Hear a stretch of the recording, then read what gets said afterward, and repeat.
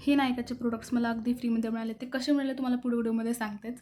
नायकाचं parcel मागवलं होतं, ज्याच्यामध्ये मी cash on delivery option select केला होता आणि कॅश ऑन डिलिव्हरी म्हटल्यानंतर काय, मी माझे कॅश दिलेली आहे. म्हणजे माझ्या अकाउंटमधून पैसे दिलेत का? नाही, मी कॅश दिलेले. म्हणजे प्रोडक्ट्स माझ्या हिशोबाने मला फ्रीमध्ये मिळालेत.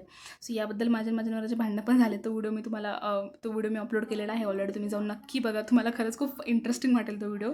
त्यानंतर त्याच्यामध्ये मी काही ब्रेस सेट मागवले. मला खूप दिवसापासून एक चांगला ब्रेस सेटचा कॉम्बो हवा होता.